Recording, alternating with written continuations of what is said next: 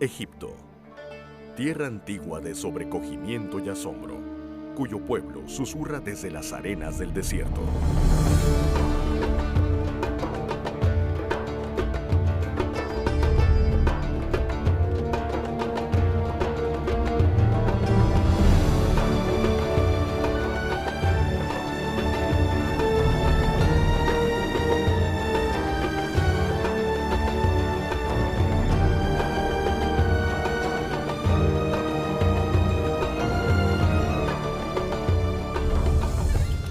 Para los egipcios, la vida era eterna.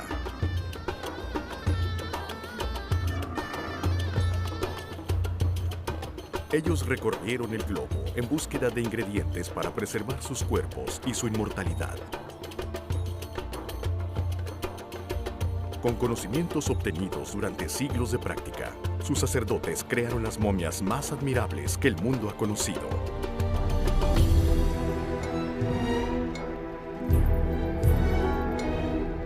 Y ahora, ellos estaban en un viaje crítico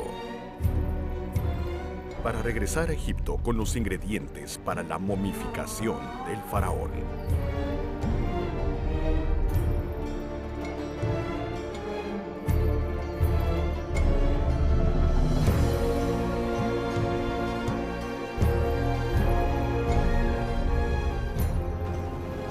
Ramsés el Grande estaba siendo preparado para la siguiente etapa de su vida, cuando su momia resucitaría en el paraíso. Pero, ¿cómo eran momificados? ¿Dónde eran escondidos? ¿Y aún podrían dar vida hoy en día? Esos son los secretos de los faraones.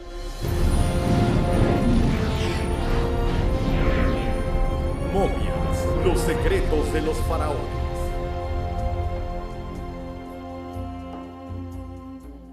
Hay un puñado de momias, cuyos nombres fueron escritos en sus vendas y ataúdes. Estas momias son personas que no se descompusieron al morir, porque su carne fue preservada mediante métodos secretos.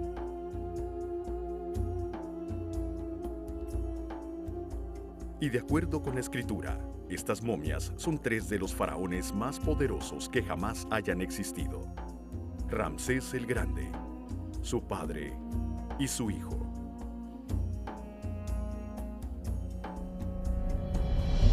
Gobernado por faraones como Ramsés, el imperio egipcio dominó el cercano oriente durante 3000 años. Y en todo ese tiempo, los dioses y el gobierno de Egipto apenas cambiaron.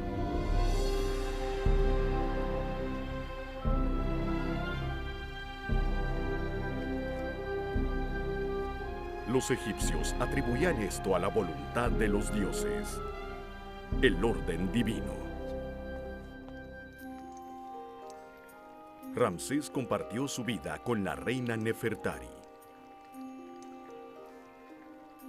Como todos los egipcios, ellos amaban la vida y querían vivir más allá de la muerte.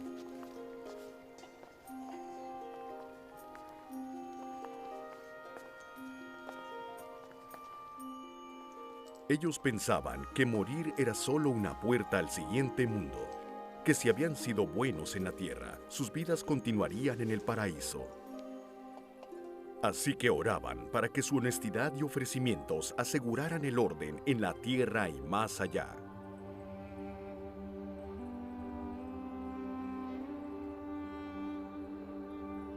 El universo egipcio era controlado por la diosa Maat, quien gobernaba el mundo y los cielos.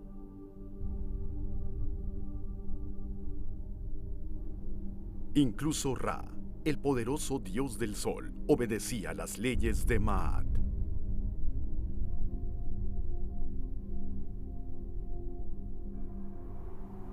Si el mandato de Maat era quebrantado, el sol no saldría. La luna no lo seguiría. Las momias egipcias nunca volverían a levantarse.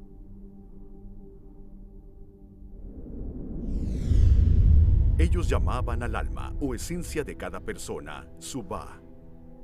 Después de la muerte, Tubá enfrentaba el juicio final.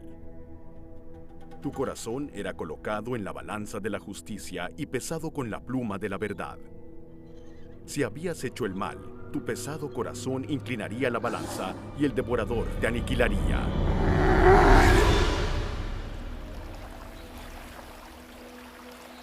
Pero si siempre habías sido virtuoso y sincero, tu corazón sería ligero como una pluma. Tu alma volaría al paraíso. Para volver a entrar a tu cuerpo, tu momia volvería a la vida en el siguiente mundo. Un mundo en el cual cada momento sería como un hermoso día en este.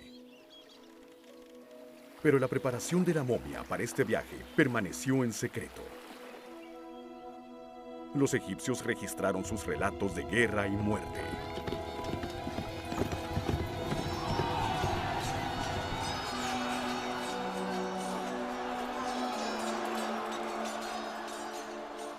Sus mitos y leyendas. Todo, excepto cómo momificaban a sus muertos. Extrañamente, no se han encontrado registros completos, así que cuando murió el último sacerdote del antiguo Egipto, se llevó el secreto a su tumba.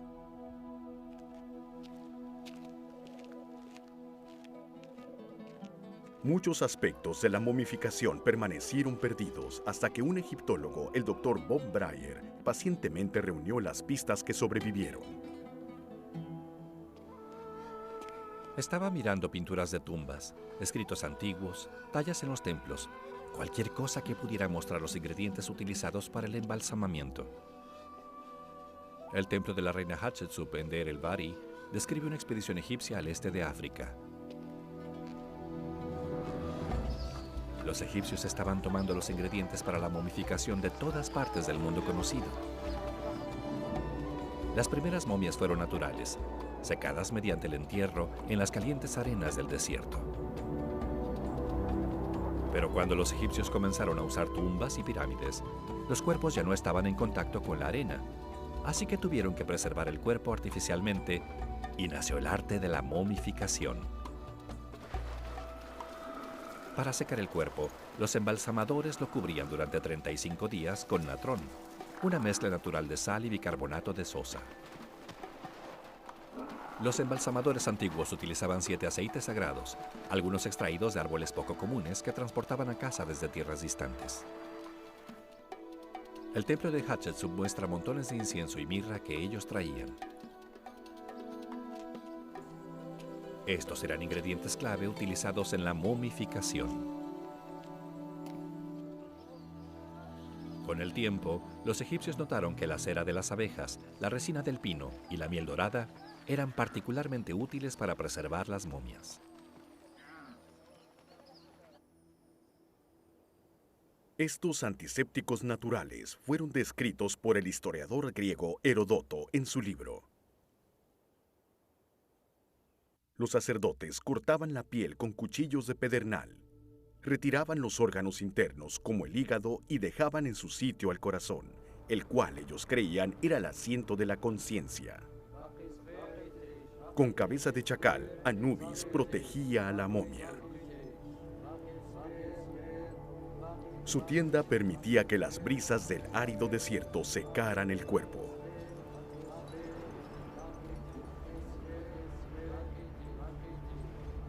Los sacerdotes adornaban a los muertos con oro y los perfumaban con incienso y mirra. Con la ceremonia de apertura de la boca, la momia respiraría y hablaría en la siguiente vida.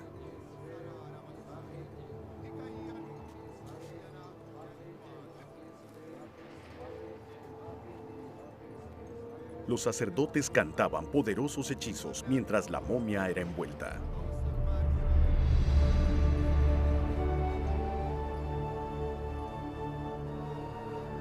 Y con la declaración de inocencia, que indicaba que la persona no había pecado en este mundo, él y su momia renacerían en el siguiente. Sabíamos de los rituales religiosos, pero aún había lagunas en el procedimiento de momificación que solo podía llenar creando una momia moderna. Así que, trabajando en equipo con un colega, el anatomista Ron Wade, y utilizando un cuerpo donado a la ciencia, realizamos la primera momificación humana al estilo egipcio desde el tiempo de los faraones.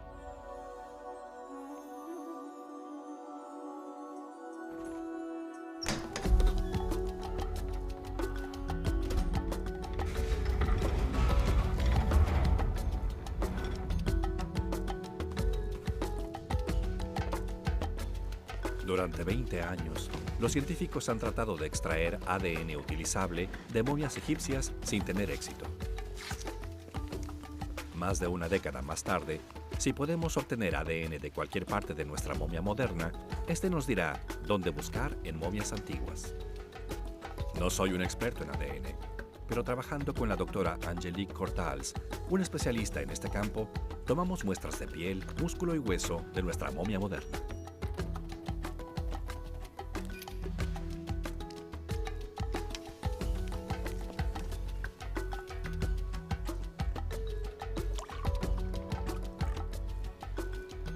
¿Qué hace tan difícil extraer ADN de las momias?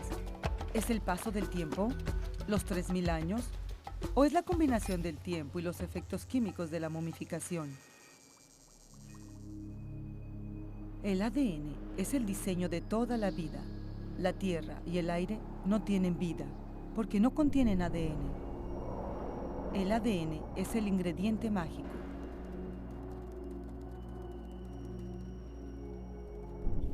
Donde hay ADN, hay vida. Este manual de instrucciones está escrito en un código de 4 letras. Reacomodando este código de 4 letras, obtenemos posibilidades infinitas para hacer un organismo viviente. Entonces, un escarabajo y una abeja, un pájaro y un hombre tienen los mismos componentes de cada célula, solo en lugares distintos y en tamaños diferentes. El ADN cambia ligeramente con cada generación y estos cambios son registrados. Entonces, comparando su ADN, podemos saber qué tan relacionados están las plantas y los animales, incluyendo las personas. El ADN puede incluso decirnos qué enfermedades sufrieron las momias antiguas.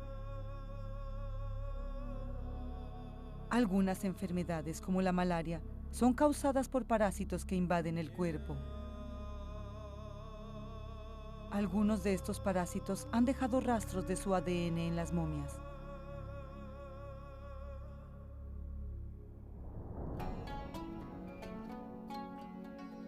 Muchos egipcios antiguos murieron a causa de la malaria, como lo harán millones de personas este año. Como toda vida, enfermedades como la malaria evolucionan con el tiempo para sobrevivir. Ya que los parásitos de la malaria se reproducen muy rápido, su ADN evoluciona rápidamente. Miles de generaciones de malaria han vivido desde que gobernaron los faraones. Quiero comparar la malaria antigua con su descendiente moderno. ADN antiguo con ADN moderno. Las diferencias podrían apuntar hacia una cura y millones de vidas podrían ser salvadas en el futuro. Estas pruebas nos darán la respuesta. Quizás el ADN contenido en momias como Ramsés ayudará a curar personas hoy.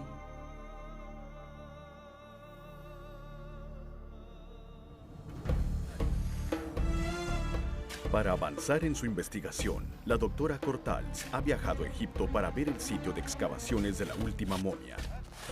Ella está visitando al doctor Zahi Hawass, director de antigüedades de Egipto, en su excavación en Saqqara. En un principio, solo los cuerpos de los faraones eran convertidos en momias y sepultados en sus pirámides. Posteriormente, más personas fueron momificadas. Primero, los otros miembros de la realeza, después los nobles y en el tiempo de Cleopatra, también la clase media. Entonces, durante la historia de Egipto, literalmente fueron hechas millones de momias. Para eruditos como el Dr. Hawass, estas momias son ventanas al pasado del antiguo Egipto. Muchas de estas momias aún yacen bajo la tierra, esperando el llamado al paraíso.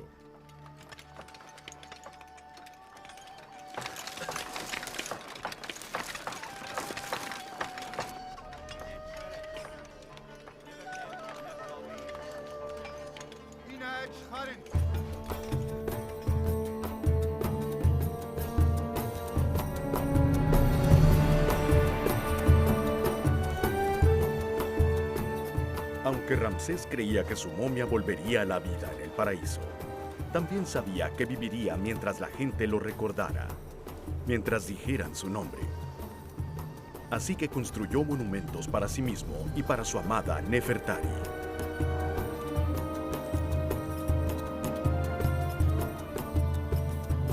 Los dioses exigían que el faraón mantuviera a Egipto seguro y rico.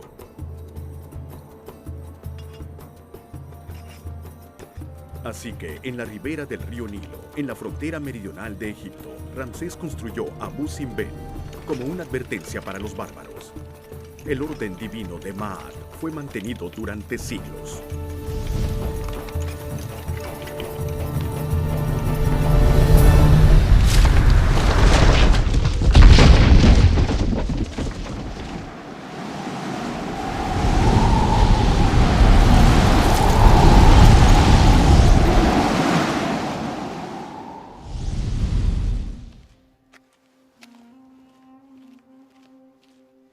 Mientras buscaba pistas sobre la momificación, me involucré en las vidas de los faraones.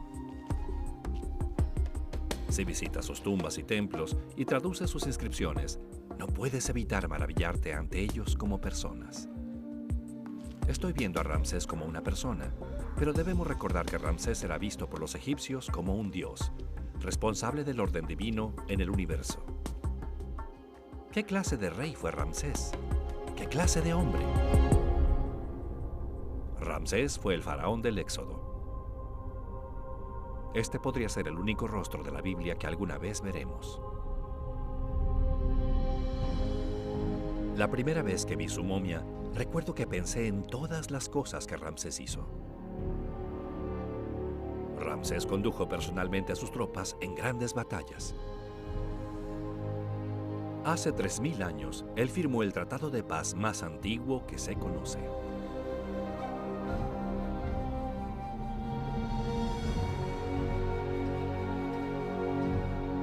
Ramsés construyó más templos a todo lo largo del Nilo que cualquier otro faraón. Sin duda tomó 20 años esculpir Abu Simbel en la montaña, pero Ramsés gobernó a Egipto durante 67 años. Tuvo bastante tiempo para construir. A lo largo de 1609 kilómetros en todo Egipto, Ramsés construyó templos para complacer a los dioses y asegurar que prevaleciera el orden divino.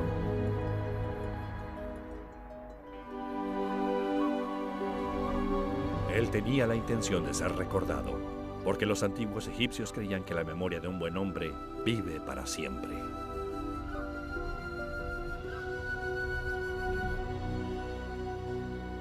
Pero los relatos de las buenas acciones de Ramsés estaban perdidos en la historia, porque nadie podía leer los textos egipcios antiguos, los jeroglíficos, en los muros de su templo. Y entonces, en el siglo XIX, los eruditos finalmente descifraron el código de los jeroglíficos. Una tablilla masivamente inscrita, la piedra de Rosetta, contenía la clave. Los edificios y los rollos de papiro cobraron vida.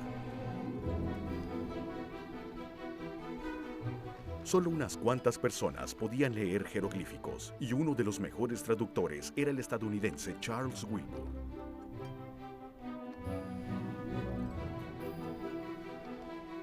Con el desciframiento del código secreto nació una pasión por Egipto, la egiptomanía, y más que nunca, llegaron aventureros a las costas de Egipto para remover las arenas en búsqueda de tumbas ocultas.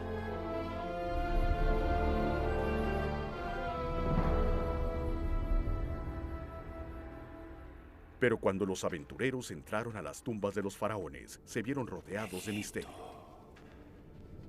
Encontraron pinturas de los faraones, sus dioses y sus momias en todas partes. Anubis, dios de la momificación, los protegía después de la muerte.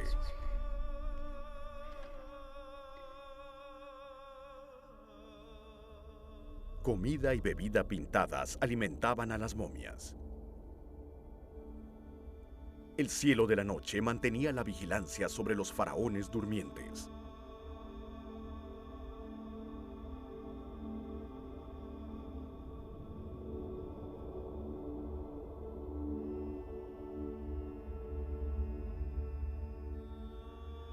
El trabajo en las tumbas continuaba hasta que el faraón era sepultado, cuando los artesanos suspendían lo que estaban haciendo y se marchaban.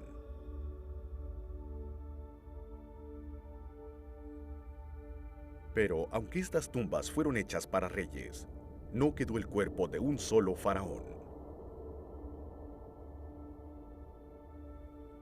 ¿Dónde estaban las momias reales? Nadie lo sabía.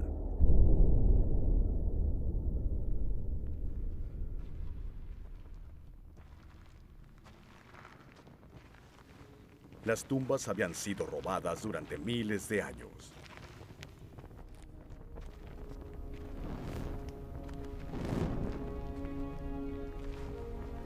En el antiguo Egipto, los trabajadores construían las tumbas en los buenos tiempos y las robaban en los malos.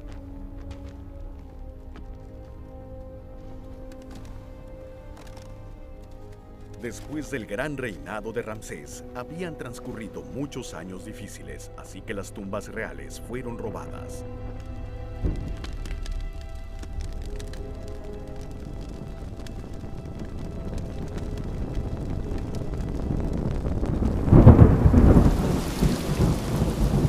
Pero en el siglo XIX, los turistas estaban dispuestos a pagar más por recuerdos antiguos de lo que pagarían por oro. Los ladrones expertos esperaban que las inusuales tormentas de lluvia en Egipto revelaran las tumbas ocultas. Cuando el agua desaparece rápidamente bajo la tierra, podría estar cayendo en una tumba que se encuentra debajo.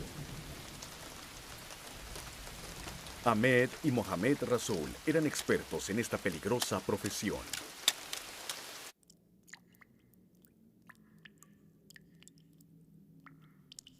Y ahora habían hecho un descubrimiento que cambiaría la historia.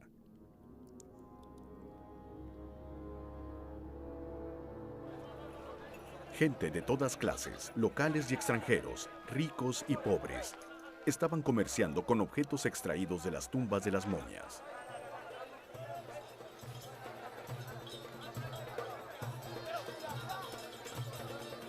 Como otros especialistas en descifrar códigos, Charles Wilbur sabía que nunca se había encontrado la momia de un faraón, pero que algunos artefactos inusuales habían aparecido recientemente a la venta en Egipto.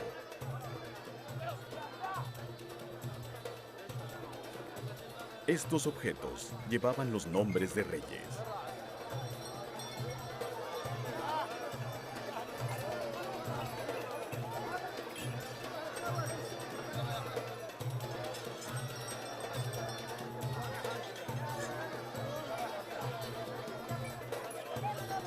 Los Rasouls no podían leer los jeroglíficos en lo que habían encontrado, pero Wilbur sí podía hacerlo.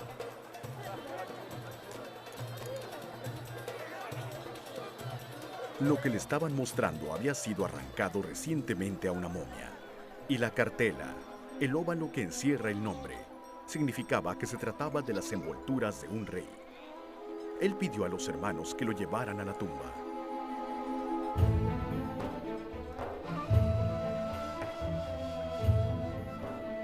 La brillante Casanueva le indicó que los hermanos se habían hecho de algún dinero recientemente. Solo había dos formas de ganarse la vida aquí: la labranza o el robo de tumbas, y la riqueza repentina no provenía de la labranza.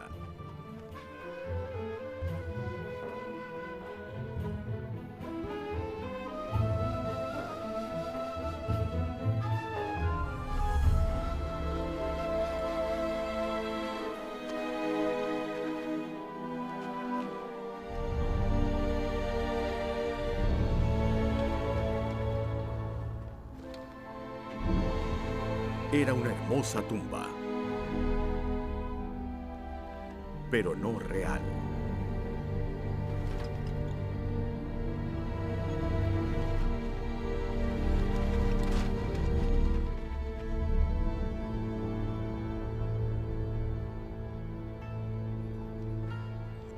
Wilbur pronto tenía que salir de Egipto, entonces presionó a los hermanos para que le dijeran la verdadera ubicación de la tumba. Ellos ya eran sospechosos, y el juicio de la policía sería duro si no cooperaban. Desesperado, les ofreció bakshish, un soborno, por la verdad. Wilbur fue a investigar personalmente en el Valle de los Reyes. En los primeros años de Egipto, los faraones construían sus tumbas en pirámides, pero el oro que había en estas era un imán para los ladrones que las saqueaban tan pronto como eran construidas. Así que los faraones mudaron sus tumbas a cientos de kilómetros al sur abajo del Nilo, a este valle escondido. Finalmente, esto también fue robado. Inscripciones en las entradas indicaron a Wilbur cuáles tumbas habían sido breves lugares de reposo para las momias reales.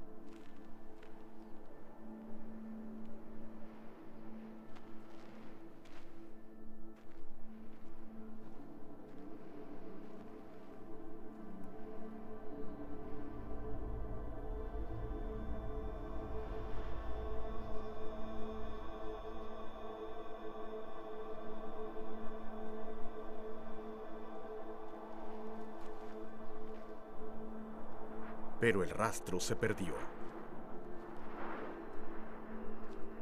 ¿Y por qué esas reliquias de diferentes reyes y reinas procedentes de varios siglos habían aparecido repentinamente en el mercado y al mismo tiempo?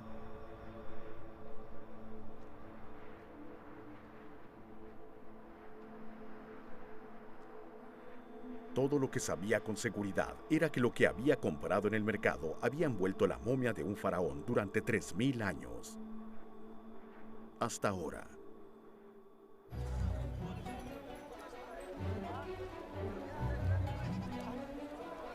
Wilbur quería salvar la tumba de un faraón. Por última vez, él trató de persuadir a los hermanos para que le dijeran dónde estaba.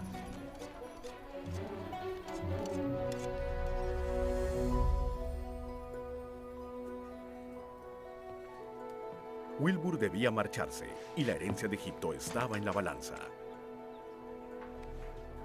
Los hermanos lo habían dejado sin opciones.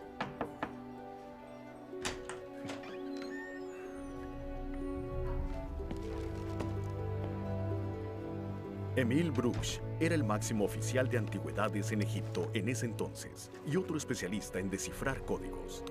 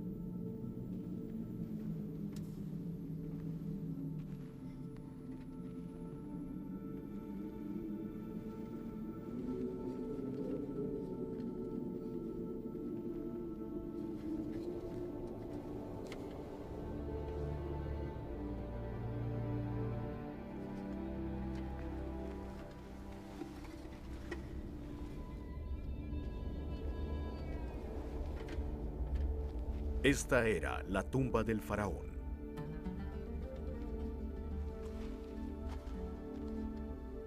Pero era diferente a cualquier tumba jamás vista antes. Docenas de momias, todas reales.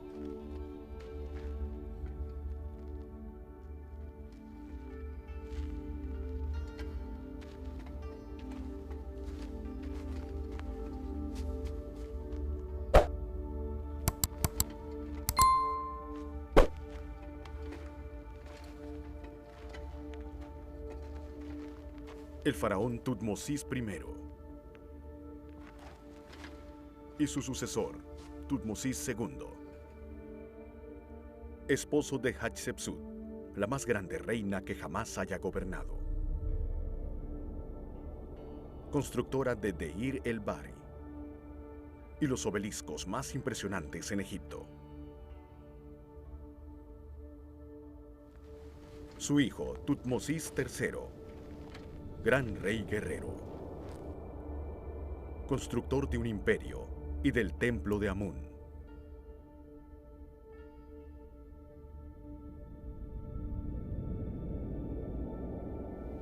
Ramsés III, cuyo legado se levanta en Karnak y más allá.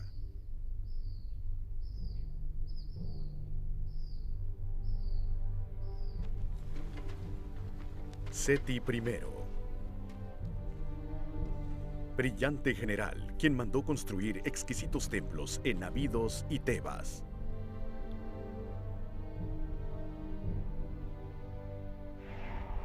Y su tumba en el Valle de los Reyes. Y el padre de este hombre, Ramsés el Grande. Sus templos en Luxor y Karnak perduran. Abu Simbel aún vigila la frontera sur de Egipto.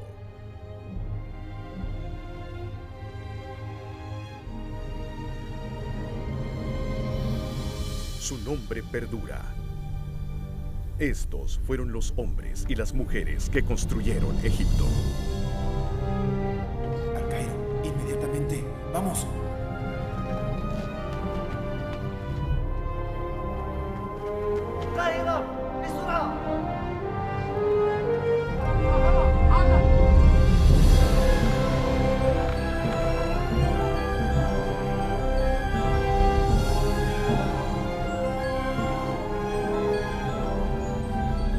Y así fue como los faraones comenzaron su viaje desde la oscuridad hacia la luz, cumpliendo sus deseos de que sus nombres sean pronunciados para que así puedan perdurar.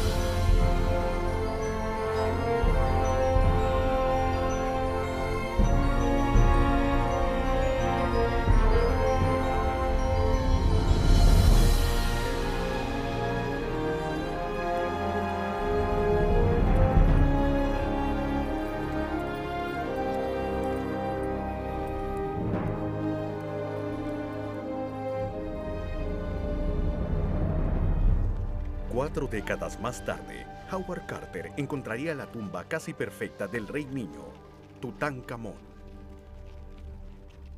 Pero el grupo más grande de momias reales en la historia, 40, incluyendo 12 faraones, había abandonado el Valle de los Reyes para siempre. Estas momias viajaron 643.7 kilómetros al norte hasta el Cairo, donde permanecen hoy en día.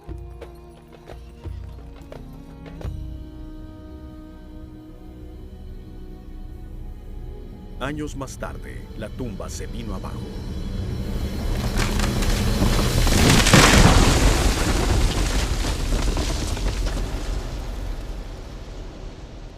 Pero las momias habían sido salvadas y aún podrían entregar sus secretos.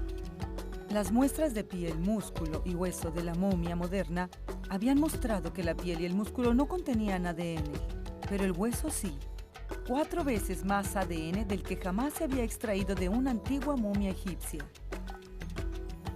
Ahora sabemos dónde buscar el ADN en las momias antiguas, en los huesos.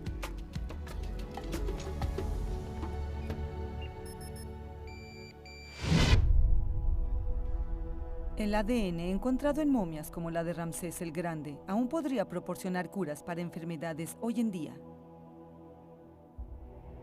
1212 a.C. El entierro de Ramsés.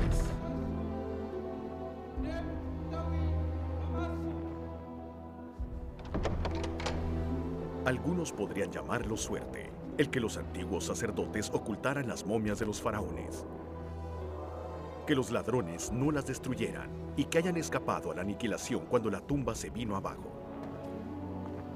Los egipcios lo llamarían orden divino, Maat.